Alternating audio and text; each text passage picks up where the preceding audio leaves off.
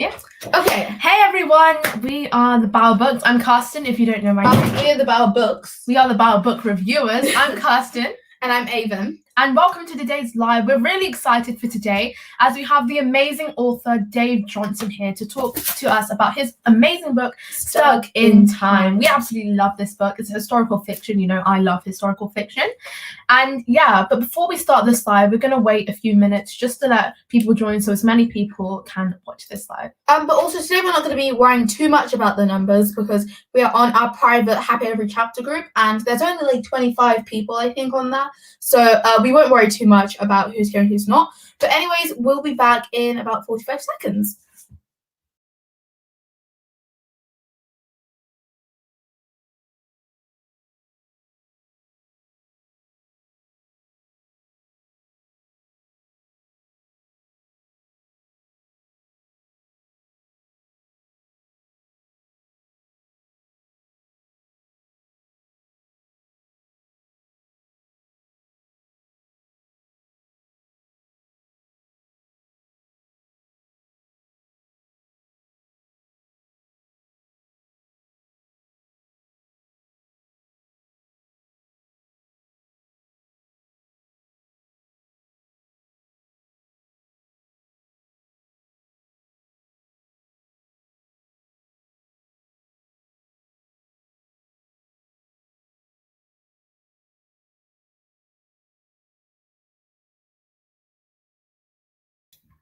And we are back. So that was, that's our break. And let's just get started with this live because, as we said, it's a really exciting one and we just want to get straight into it. Okay. So the plan for the live is we are going to just talk a bit about ourselves for anyone who is new to the subscribing to our subscription box, Happy Every Chapter. And then we will talk about Dave Johnson a bit, read the blurb of the book, and give a quick summary of our how we read the book. And then we will invite Dave Johnson on and we'll talk to him, and then we'll let you guys ask him some questions through our conversation with him or at the end. Okay, so before we get started on that, we just want to talk a little bit about our subscription boxes. And today we're going to be talking briefly about February's box and a bit about March's box, so you guys will get sneak peeks. But it's not February's box, but here are the two books we had for February's box. We've got Stuck in Time, which we also have here, by Dave. And then we have The Ghost of Ghostwater by Lucy Strange. So that was from February's box. And then, here's a big one. We have March's box, which nobody has actually seen yet. We're not going to show you all the items right now. We're going to pick out a few to give you a sneak peek of what's inside. And the theme is astonishing animals. So first off, we have this. You said it was a journal in the video, didn't you? No, I meant crayons. We have some actually coloring pencils, and they have a little llama on the front. And then I don't think I should show you the book, but also to match that. Oh wait, this one's cute. We have the pearl key. So cute. And then the last thing we're probably going to show you is this 3D llama rubber. Just look at that. Carson's really excited on the 3D. She's like 3D. Just look at that for a sec. It's so and cool. It also matches this. It matches. So that's kind of cool. I mean, that's very cool. So that is what's going on with March's box. We're currently on our 5th box. And that's just crazy that we've been doing this for 5 months now. So that's kind of wild. And if you have the 6-month subscription, your subscription is coming to an end. Thank you so much to all our new subscribers. We've been getting so many recently. We had about 4 yesterday, which is really, really good. It's been growing so rapidly, and thank you so much for being so supportive and buying our box, because we just love to see you guys buying our box. And also we're going to talk to you a bit about our last live with BB Taylor, which we really enjoyed. If you were on that live, make sure to let us know, because we just like to see who's been here. Yeah, you can just say hi to us and let us know you're here and stuff. I sound like a teacher and I'm like, turn on your cameras, girls. But yeah, if you enjoyed that live, also let us know. And if you enjoyed her book or that subscription box, also let us know in the comments, because we love to hear your feedback. That was one of our best lives, I think. I mean, all of our lives are spectacular, but all of our lives are great. But I think that was a really good live. That was and if you want to buy our book subscription box, you can go to the link at the bottom of the page here, and you can see on our subscribe area There you'll be able to subscribe for our book box, and you have 4 different subscriptions you can get. You get the monthly subscription, which is a rolling plan, and you can cancel at any time. The 3-month subscription plan, where you get a box every month for 3 months. 6 months, a box every month for 6 months, and okay. And you get a 12-month plan where you get a box every month for the whole year. Okay, so I think it's only been 5 minutes. Okay, we actually have a lot to share, so I think we're gonna get.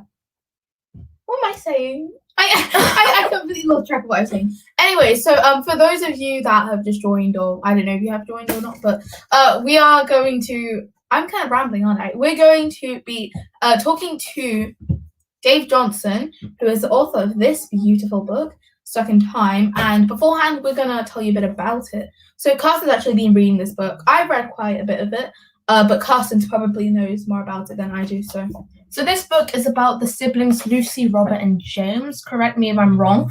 But they have an Uncle Archie, and they go to stay with him. And then his Uncle Archie goes missing, and they have to time travel to try and bring him back. And they go to, I think it's World War II, or it's one of the World Wars. And it's really interesting seeing them go back. And as I said, it's World War II.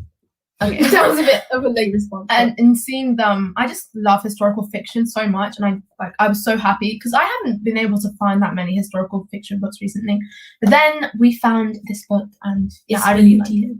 I'm gonna read you the blurb as well because I think it can do a better job than I can. Stuck in Time is an adventure story that unfolds over an eventful Easter holiday when the Baxter children visit their Uncle Archie, only for him to vanish. When James develops an unusual life-threatening condition, it becomes clear that Uncle Archie is the only one who can help. Their search for him finds the siblings transported back to 1940s wartime Britain and racing against time.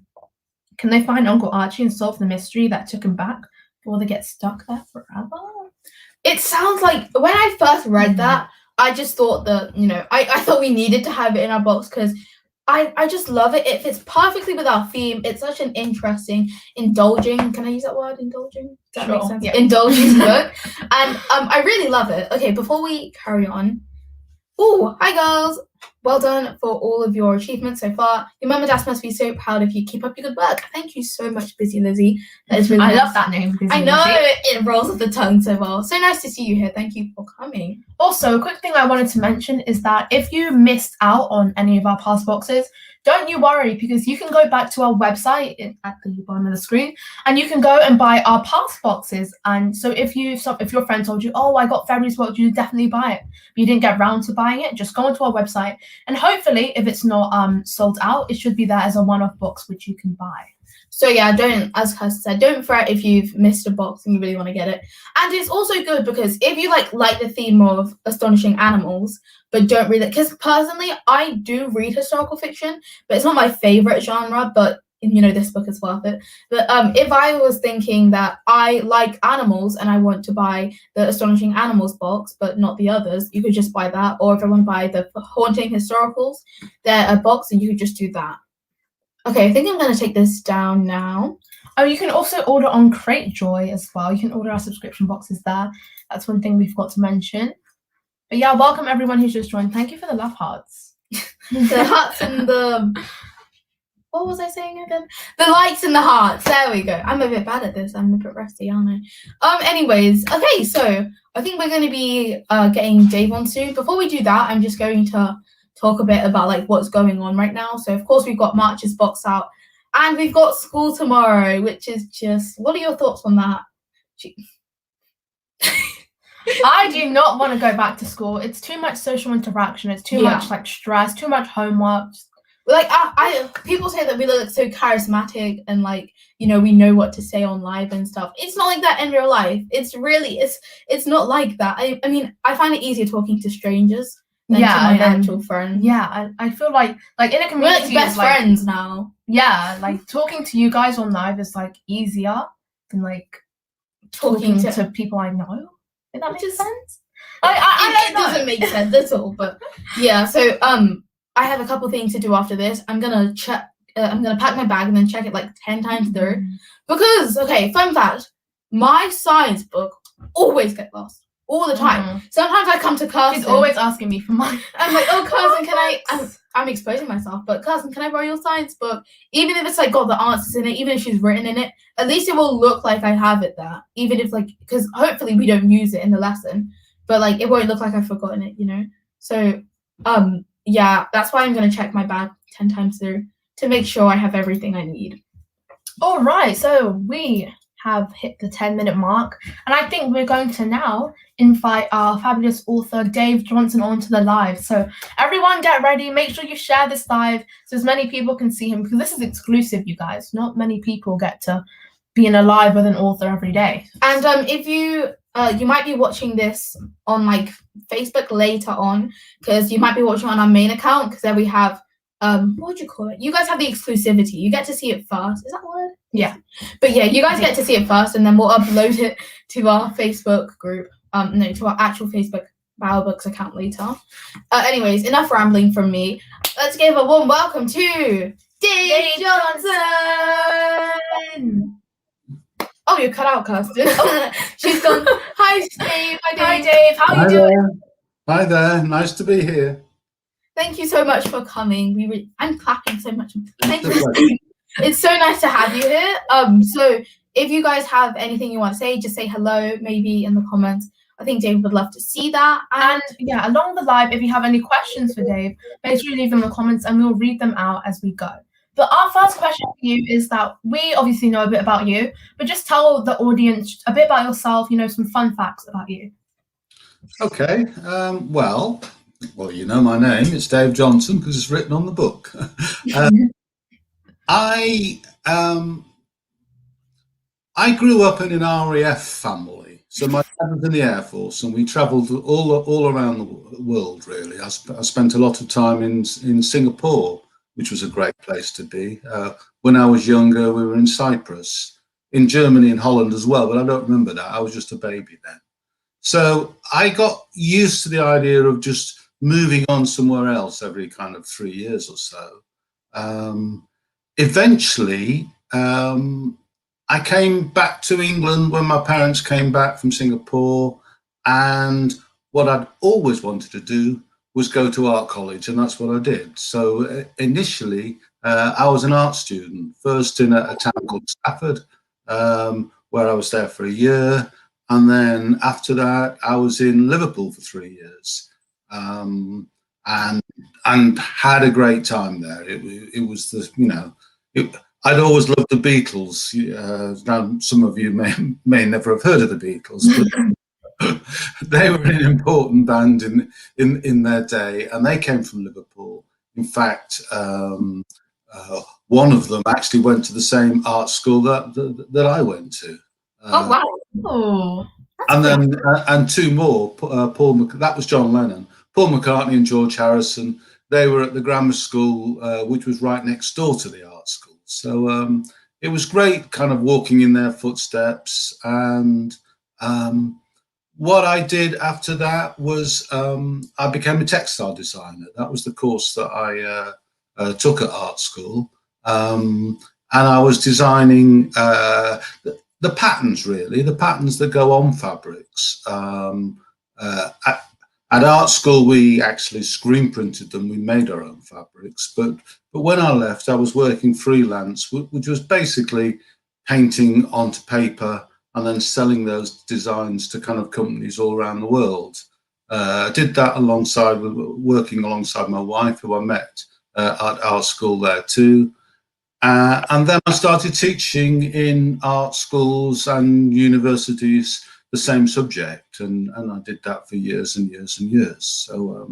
So yeah, art was the first thing that I was into. But I always liked writing. I always liked reading. And then when children came along, I loved reading stories to my children. That was always my job. After a bath, we always. They sat up in bed and I read the stories, and you know, I always loved that. Wow, you've had a very eventful life. It sounds like that was fun. Okay, so we have a couple comments. Ali says hi. Hey Ali. Hey Ali. So glad to see you. And Uncle Denzel says congratulations. I know, congrats to you because you sure have done a lot. Oh, Nell's here. Hey, Nell. Hey now. So nice to see you. And then Busy Lizzie says, hi, Dave Johnson. It's nice to meet you. Thank you, guys. My eldest daughter's called Lizzie. Oh, okay. That's a fun fact. Anyway, so it's really nice to, know a bit more about you because we feel it's necessary for our audience to also, get to know you a bit more because we had a pre-call before the live. So anyways, what's been going on with in your household? How's lockdown been? What have you been doing in lockdown? I've been writing, really. I mean, I left teaching about how long ago it was? It must have been 2008 or something like that when I left. So I was in a fortunate position. All our children have grown up and left home, and so a lot of the time I've spent just sat in front of the computer writing. There's not been a lot else to do a lot of the time. So, it's a good incentive, but I live in a little country town in England, and we can go out for walks very easily. So lockdown, in actual fact, hasn't been bad for us here. There's not many people. It's where I live. It's a town. It's a county called Rutland, which is the smallest county in England. And there aren't many people here. It's not far away from where you are. If you, in Northamptonshire, it's if you go north, you'll hit Rutland, and that's where I am. And so going for walks in the countryside, sitting at the table, tapping away at the laptop. That's pretty much what I do. That's kind of nice, actually. Yeah, I think lockdown's been great for so many writers because we can't have an excuse like, oh, I need to go out with my friends, I'll write later. You can't. You just, there's nothing else to do, so you just have to write. And as a writer yourself, do you have any writing quirks? And what we mean by that is I like to write my story before I write the title, so I don't have to commit to anything. And I think Aiden has a writing quirk. Yeah, I normally write the middle of my book. It's kind of weird, but I write the climax, and then I kind of build the scene around that. I don't know, it's kind of weird. We all have our different writing quirks. So what's yours? Do you have anything strange that you do whilst writing? Not really. I suppose I write the first chapter before I really know what's happening. That's because I mean, maybe shall go back a bit. There's the book that you've got in front of you. After that, I wrote a book featuring the same children. In fact, there it is, where they go back to Elizabethan times. And the third one is actually written, but that needs correcting. So that's the last thing I've finished. I've got to go back over it. I've got a friend who acts as an editor. So it's a bit like when you're handing in an essay at school and it comes back with red pen all over it saying, that's wrong and this is wrong. She's better at punctuation and things like that. So that's just come back to me just a couple of days ago, and I've not started on that because I've already started on the fourth book. So it's a series all featuring the same people. So I write the first chapter first before I really know where it's going at all, because that first chapter is I want them to be standalone books. So it's introducing the readers to those people and finding a different way of explaining who they are and what they're doing. And certainly, if I look back at at Stuck in Time, where it took a little while to get them over to Second World War II and 1940, because I had more to explain about the time machine and how they got there, etc. With the other ones, I can jump into it much quicker. I haven't felt the need to I can't go back and explain it all in the same kind of way. So yeah, I write the first chapter, and then I figure out where it's going. You know, the chapters are the first chapters are almost interchangeable. You know, they could end up in any era. And I suppose the other thing is I mean, I'm in the office now, but normally I like writing. We've a table we've got a big kitchen with a big table and big glass kind of doors that open out on the garden. I like writing there, so as I can kind of every now and then look away and look out the window, and there's a bird table. That's a good idea. You know, so I can. So I suppose one writing quirk is to make sure there's some food on the bird table. So if I look away from it, I've got something else to look at. That's kind of cool, actually. Dad says, "Great job, girls, loving this show so far." Thank you. And then Angie says, "Hey, girls," and Dave Johnson. Hello. Also, before we go on, I just want to say, if you have any questions that you really want us to ask Dave, but we haven't, just comment them down, and we'll read them out as we go through, or we'll read them at the end if we don't see them. Just make sure if you have anything on your mind to put it down. So I'm sure Dave will be very happy to answer your questions. So from that, we like, it sounds like you're really keen on writing. You've got, you know, Stuck in Time, and then the second adventure, and then you're working on the third one. So, you know, were you always this keen with writing, or like, did it kind of, you know, when you were in art school and everything, did you write on the side of that, or did you just? No, in those days, I mean, I was more preoccupied about how do I kind of become a designer, and that would never have occurred to me because originally, you know, obviously I didn't have children then, so I wasn't reading kind of children's books, etc. And so there was a lot of work involved in kind of building up the freelance career, producing designs, and we'd go off to New York and sell them through agents and things like that. So that was all encompassing. I suppose what happened was when we moved to this area, to Rutland, and I'm going back maybe, I don't know, 18 years ago or so. Time just flies along.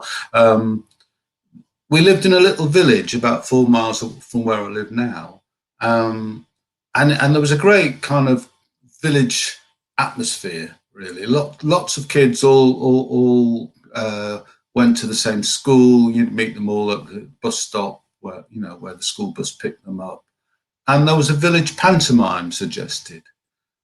And I said, "Oh well, you know, I can't sing, and I can't, you know, I don't think I can act or anything." But I thought, well, I could actually help, you know, on the script side of things. And I was given this little book. It was Cinderella was the play, and I read it and I thought, this is awful. You know, I can do better than this. You know, it just the idea of just changing the odd word and putting in, you know, the odd village character into it. I thought I need to start again, and so that was the first time really that I started creating anything from scratch, and you know, the pantomime was a big success. It really went down well. I mean, and then it was just back to being a lecturer and back to the designing. Didn't think much more about it at the moment. I don't suppose there's a big career in writing pantomimes, you know. So it wasn't until kind of later when I felt, oh, it was time for a change, and I decided to kind of leave the university, that I thought, well, you know, I enjoyed doing that. I'm sure I can do another one, you know, and had to think about who I aimed the book for and what it would be about, and it came about then. You know, back in the teaching days, there was just too much admin. Anybody that works in education will know just how much you've got to do, as well as the kind of face-to-face kind of teaching with students. So it came on later. I feel like when you're writing, or if you're an author, you kind of weird, you kind of develop like a third eye in a way.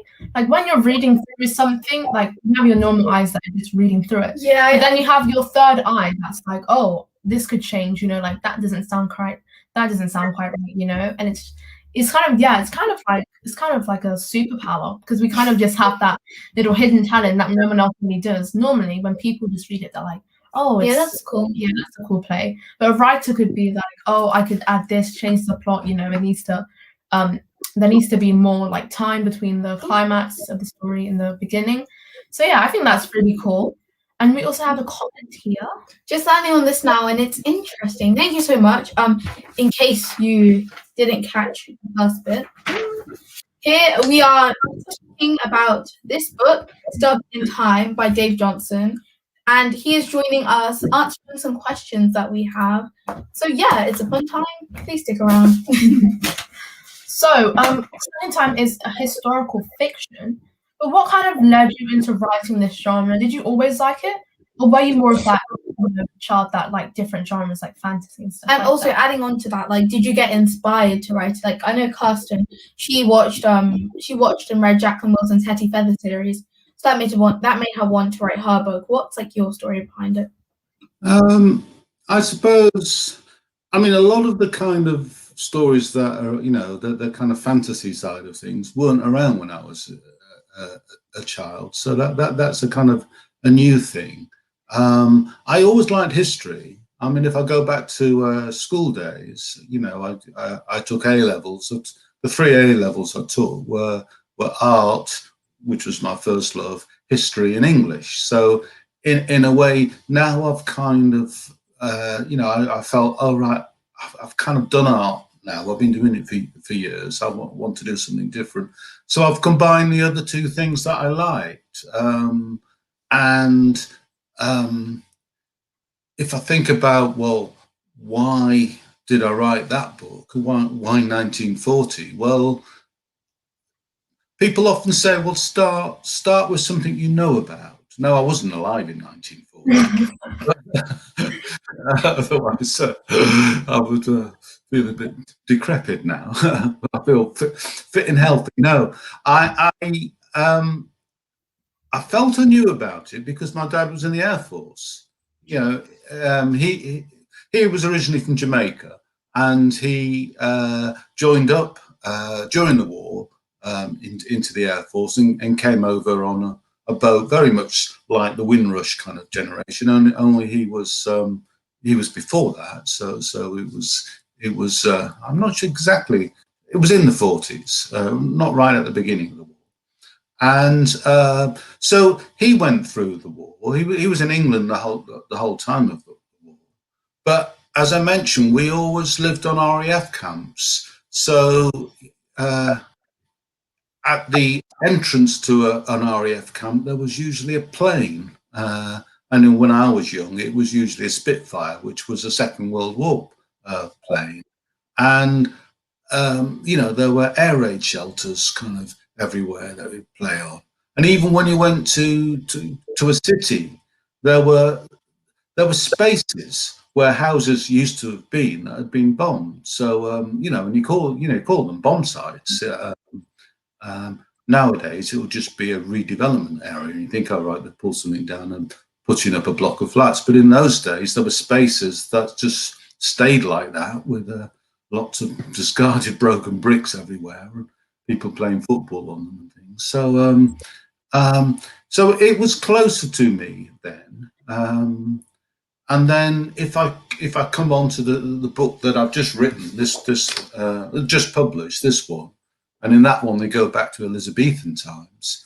That was one of the areas I did at school. I really loved that kind of period in terms of the all the intrigues and things that went on, Elizabeth I, and everybody kind of jockeying for power, and yeah, it was such an interesting time, and you know, the first female queen, you know, who everybody thought was going to be a disaster, and actually no, she wasn't the first, because her sister was queen first, Mary, but she died young. So everybody thought Elizabeth was going to be disaster and wanted to marry her off to a king from another country, and she married herself to England basically. So yeah, that was why I chose that. It's often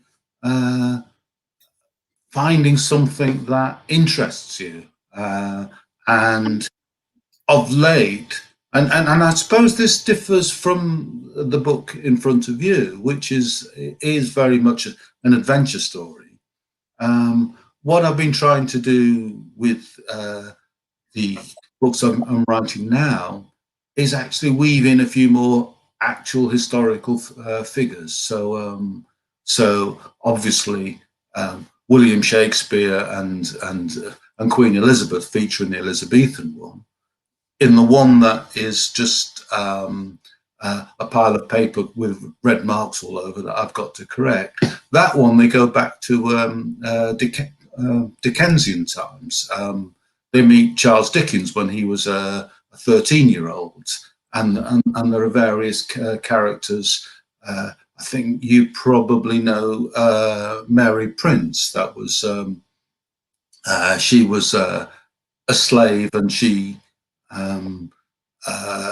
wrote her life story. I think that was the first life story by a black woman, and kind of instrumental in getting the slave trade kind of abolished. So little glimmers of people, whether they're famous or whether people haven't heard of them, if I can kind of weave them into the story, if my children can meet them, that makes them that much more interesting for me. So and that's continuing with the one that I've only halfway through at the moment, so I'm not quite sure where that one's going. Well, I sort of know where it's going, but I've got to figure out how I get there, basically.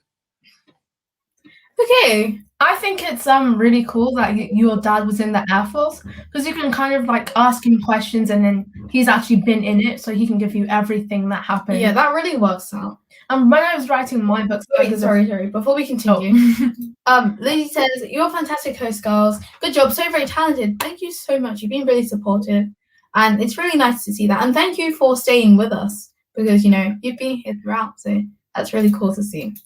As I was saying, when I was writing my book, Sagas of Anya, my aunt. Well, one more thing to say. If you have any questions for Dave, please say them in the comments. So once this question is all done and finished, we can answer those questions if you have any. Just write that as a comment in case someone joins and doesn't hear that. Yeah. Okay. Yeah.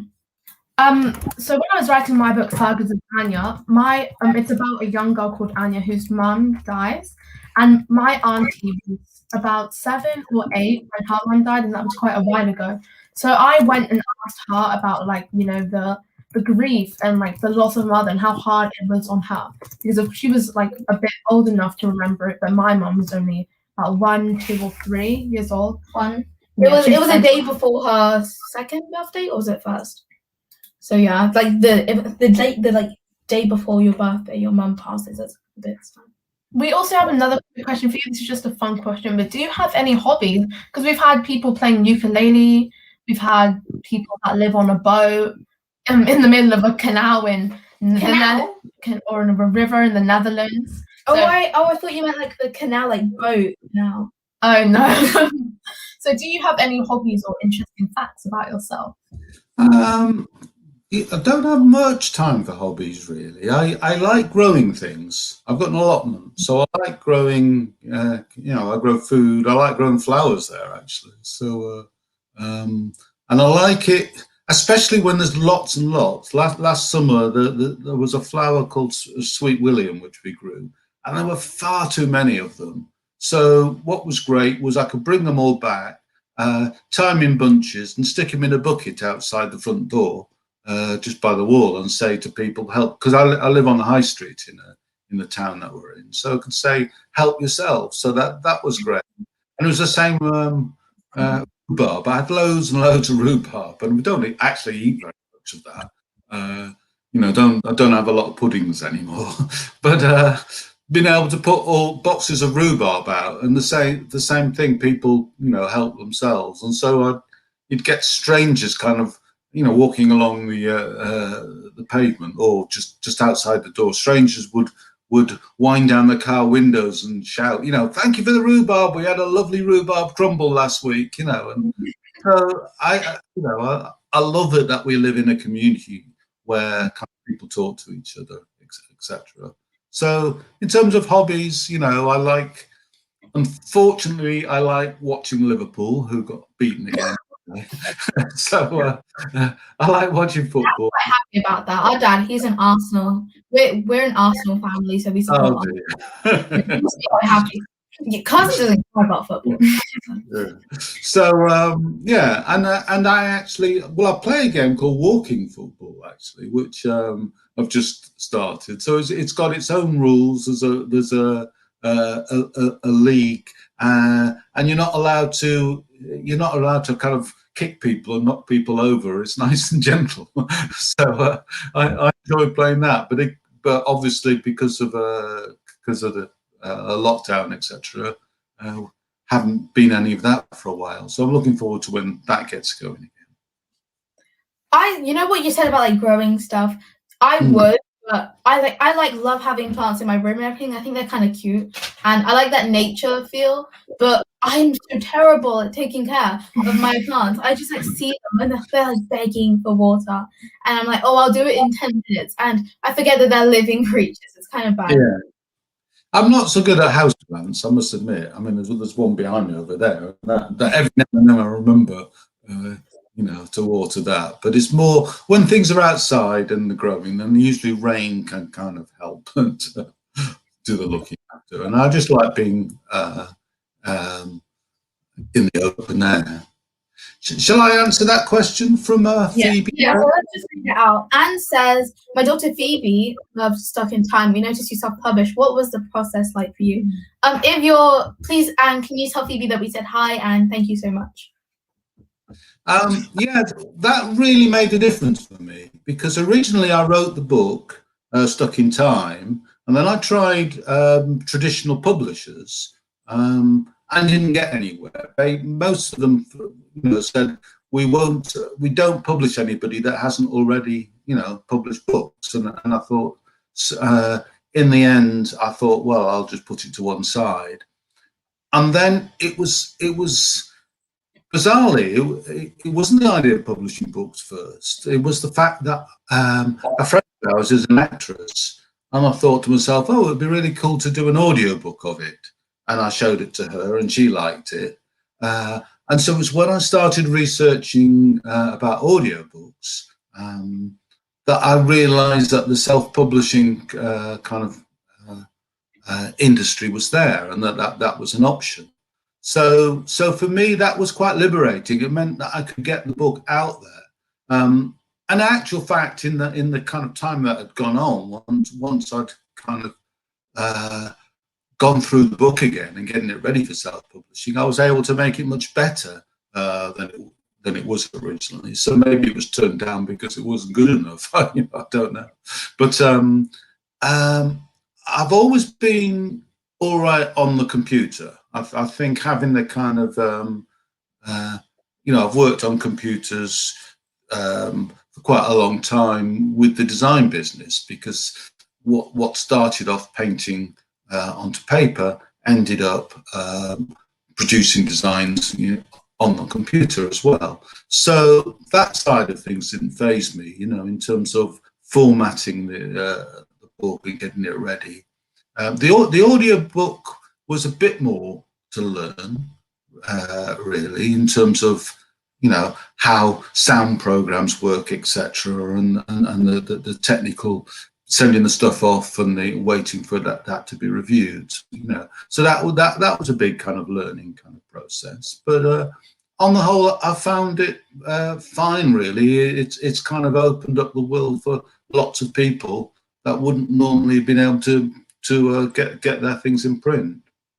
I definitely think that self-publishing is like another side to writing a book that a lot of people don't get to see because they always go with publishers, and self-publishing, although it's a bit harder, it does open up a side of writing. And Anne says, sure will. Thank you guys so much for your wonderful books. It's usually Phoebe's highlight of the month. Thank you so much, Anne and Phoebe. They've been really supportive, so we love to see you on here when we do our live. So thank you so much. Okay, so I think the last thing we're going to do before we wrap up the live is where can we find you? And, right. Okay. I should have said this before, like not at the very end of the live. That was a bad idea. Sorry about that. Right. Well, the books are all on Amazon. There's links there to all of them. You tend to have to write in the whole title, though, stuck and then brackets and then in time. Because annoyingly, there's some other people have books called Stuck, and I think there is more than one called Stuck in Time. And I'm sure there weren't when I first wrote the book ages ago, but there are now. And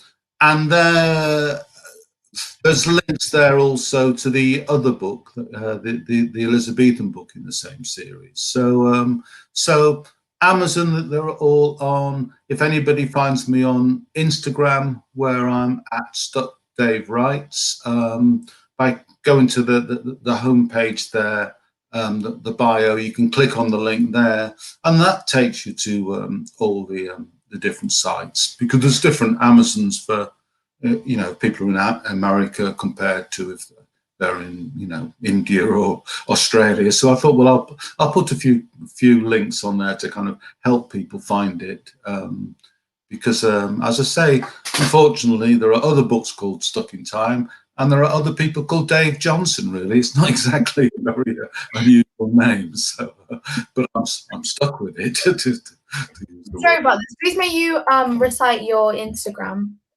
Right, it's at Stuck Dave Writes. Is that Writes with a W? Yeah. Like that? It's about right one. It's wrong. Did I?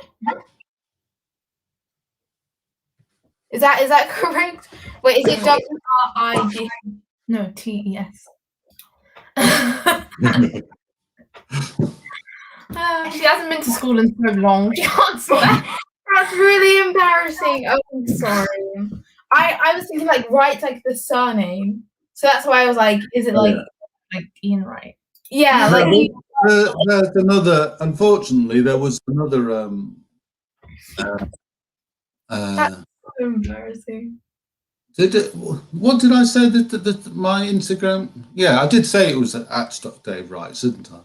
Because unfortunately, there's another Stuck Dave. Oh, how annoying! And not only that, all he seemed to have was about 4 pictures of motorbikes. Here's me wanting to be creative with Instagram, like putting things on it. So that's why I added the Wrights on the end to make me different from Mr. Stuck Motorbike Man. Okay, so I think we're gonna end it off there. That is on Amazon, Stuck brackets in Time, and if that doesn't come up, you can search up by Dave Johnson, and then you can also find him on Instagram at Stuck Dave Writes, which is at the bottom. Yeah, and my fingers can't reach. Fingers too short.